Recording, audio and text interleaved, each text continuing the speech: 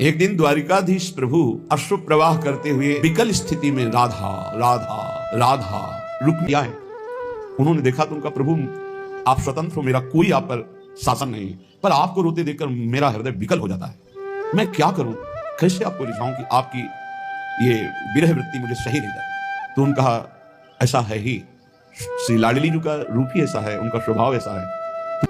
प्रभु मैं एक बार देखना चाहती हूँ कैसी हैं श्री राधा कि हम सब सर्वांग सुंदरी दिव्य शक्तियां। तो कहा कभी ऐसा श्री जी चाहें, दर्शन देना चाहें, संयोग बनावे तो हो सकता है।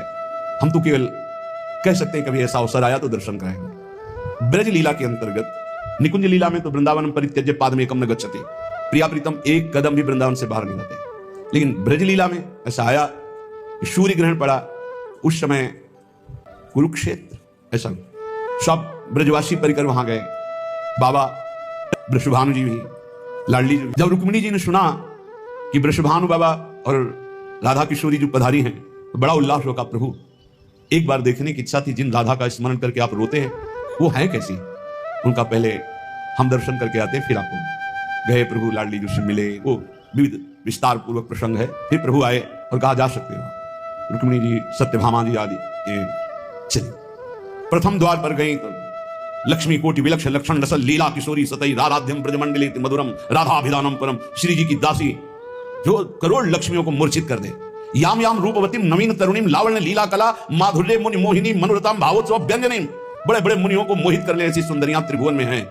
वो ताम ताम वीक्ष सा थुत करोती, जिनकी सुंदरता के आगे थुत करोती, वो अक्षरशः सत्य। जी ही देखा प्रधान द्वार पर ये राधा किशोरी, सब महालक्ष्मी स्वरूपा श्री रुक्मिणी जी, सत्यभामा जी, सब उनका स्वामी जो अंदर है।